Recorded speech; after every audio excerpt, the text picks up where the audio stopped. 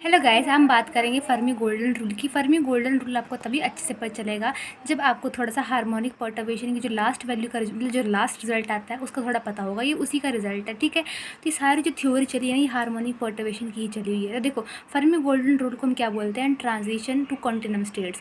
अब जब continuum word आ जाए तब याद रखना, ये देखो उसको बताती हूँ मैं। ये जो हमारे पास ये पिछली वैल्यू, सारी पिछली वैल्यू, ठीक है।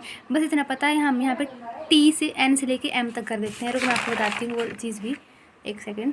देखो इसका रिजल्ट जो था हार्मोनिक पर्टर्बेशन का रिजल्ट, ये ए डैश एम में, फिर ए वन एम में यहाँ पे ख़त्म हो गया था। फिर हमने इसका ट्रांजिशन करवाया था, उसको हम बोलते हैं टी एन एम, जिसको हम पी एम से डिनोट करते हैं। ट्रांजिशन तो हम पी एम से डिनोट कर था, ठीक है। तो ये होती है प्रोबेबिलिटी, ठीक है। सो ये बात चली फर्मी गोल्डन रूल में तुम्हारी कि तुमने पीएम की वैल्यू इस तरह से पीएम की वैल्यू लिख दी। अब यहाँ पे लिखा है ट्रांजिशन होती है कॉन्टिन्यूम स्टेट, यानी कि एन स्टेट से एम स्टेट में ट्रांजिशन होती है, ठीक है। तो हम टी एन से एम तक कर रहे हैं इस तरह से। तो टी एन एम जो होता है वो किसके बराबर होता है? इस पूरी चीज़ के। यहाँ पे वी डैश की जगह हमने क्या लिख दिया है? एच डैश लिख दिया है। अब तुम्हें डायग्राम के थ्रू समझाती हूँ, ये चीज़ नहीं समझनी, ये कुछ भी नहीं बेकार है ये। सो डायग्राम में बस कुछ एनर्जी बैंड इस तरह से दिए गए हैं। इनकी स्टेट्स, एनर्जी की आइगन स्टेट्स हैं या वैल्यू हमारे पास। ये ई एन से ई एम के बीच में बहुत सारी स्टेट्स हैं, मतलब बहुत ही ज़्यादा हैं।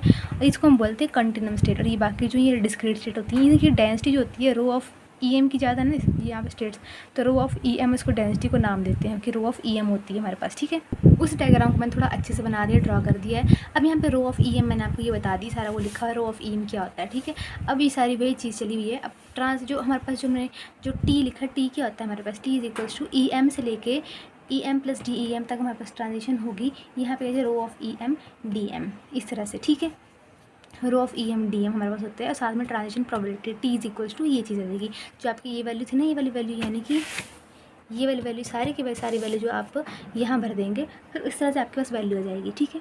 इस तरह से वैल्यू आ जाएगी। तो अब आपने क्या करना है? कुछ करा यहाँ पे? कुछ नहीं करा, बस इंटीग्रेशन लगा दी यहाँ से यहाँ तक, ठीक है। अब इसके बाद हम क्या करेंगे? हम ये ऊपर वाली चीज़ लिखी ना, ऊपर वाली चीज़, हम इस चीज़ को x मान लेंगे, ठीक है। ये x मान ली तो x को किस तरह से लिखा जाएगा? W N M minus omega T upon two करके। सिमिलरली x पूरा उतार दिए यहाँ पे, सेम है, ठीक है। अब यहाँ से तुम्हें ये चीज़ भी निकाल दी है, तो ये चीज़ यहाँ पे दी गई है। अगर तुम इसको यहाँ भेज दो, टी को नीचे करो तो ये चीज़ निकल जाएगी। देखो ये मैंने चीज़ निकाल दी, ठीक है। अब इसको स्क्वायर करते हैं, यहाँ पे स्क्वायर आ जाएगा, वो तो नीचे लिख देंगे। खैर, अब आपको डी ई एम निकालना है। डी ई एम कैसे निकालोगी? वो चीज़ भी आप ई एम निकालना ना। सो देखो, जो ओमेगा एम एन की वैल्यू होती है वो होती है E M minus E N upon H cut, E N upon H cut. तो ये वैल्यू तुम यहाँ इंसर्ट कर दो, ठीक है। तो इसको हम डिफ्रेंशिएट कर देंगे, यानी डी एक्स कर देंगे। आप इसका देखो, D X D E M D E N D omega, E N और इसको हम जीरो कर देंगे। हमें चाहिए डी ई एम, जो मिल गया तो बाकी क्यों रखने, बाकी ज़ीरो कर दो, ठीक है। और साथ में टी अपॉन टू साथ में मिला, तो डी एक्स कुछ इस तरह से आ जाएगा। डी ई एम की वैल्यू तुम निकाल दो, निकाली तुमने वैल्यू, तुम्हारे पास वैल्यू आ जाएगी। सारी की सारी वैल्यू जो हम उसमें पुट कर देंगे। ये हमारे पास फर्स्ट इक्वेशन बनी, ये वाली इस इक्वेशन में पुट कर देंगे। तो कुछ यहाँ पे इस तरह से वैल्यू पुट हुई हमारे पास, ठीक है।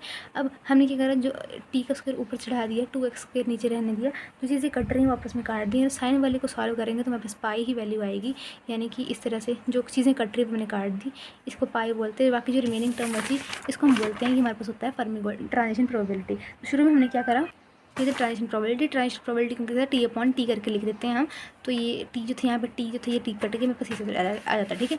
अब फर्मी गोल्डन रूल बेसिकली होता है क्या, किस काम के लिए आता है? ये हमारे पास जो ब्राइटनेस होती है कि स्पेशल लाइन की ब्राइटनेस निकालेंगे। मान लो तुम्हारे पास लाइट अलग अलग रंग दिए होंगे लाइट के, रेड ब्लू एंड ग्रीन, तुमको बोला रेड के निकाला, तो रेड हमारे पास स्पेशल हो गई, ठीक है। तो उसकी किसी स्पेशल वैल्यू जो लाइट होती है या है ना, उसकी हमें इंटेंसिटी निकालने, ब्राइटनेस निकालने, तो इसी फर्मी गोल्डन रूल का हम काम लेते हैं, ठीक है।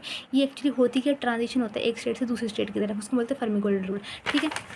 अब यहाँ पे मैं फिर से बताती हूँ आपको, फिर से मैंने क्या किया सब कुछ। देखो मैंने क्या किया, सबसे पहले ही मैंने वैल्यू पीछे से उठा दी, ठीक है। अब ट्रांजिशन प्रोबेबिलिटी होती है, यानी कि एन से हमने एम तक जाना हुआ है, ठीक है। So T of M is equals to जो ई पीछे की वैल्यू की सारी वे लिखती मैंने, ठीक है।